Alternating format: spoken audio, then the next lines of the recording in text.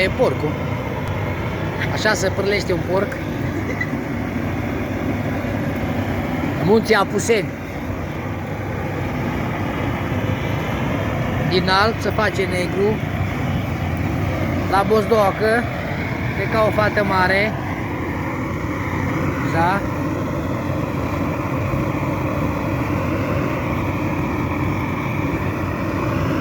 Admirați peisajul.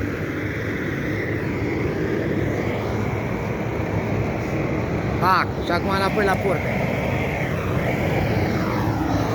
Ghiță, te aștept de seară la portiță.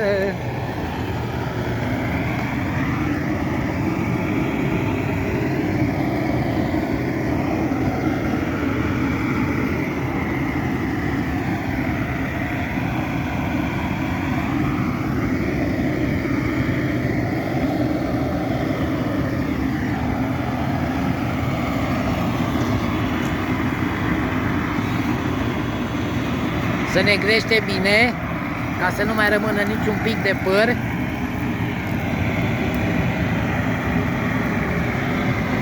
Ăsta e cel mai bun porc.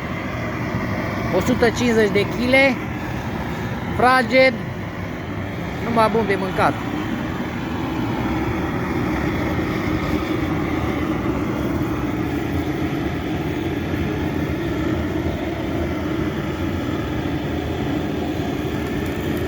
Crescut bio, fără chimicale, la țară, măculătură, făină, cucuruz.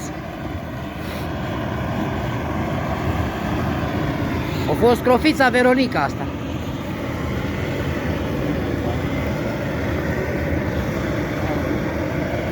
A? Vulpița, vulpița. Vulpoiul încă e în coteț. Frumos.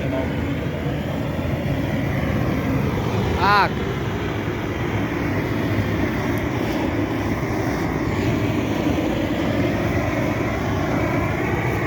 Pui aici, așa se face, exact așa, cu mână să lucră cu mână.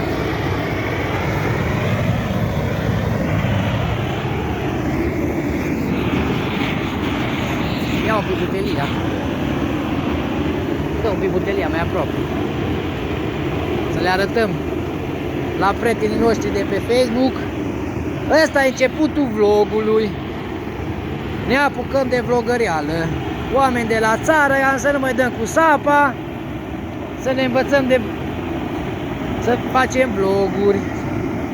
Începători și la vloguri, începători și la tăiatul porcului. Dacă vedeți profesioniști, să lăsați comentarii. Că din greșeli învață omul. Ne vedem mai târziu cu alt vlog. N-a despicat sau la făcutul cârnațului sau că nu mă taie cuțitul, vedem. Vă salut!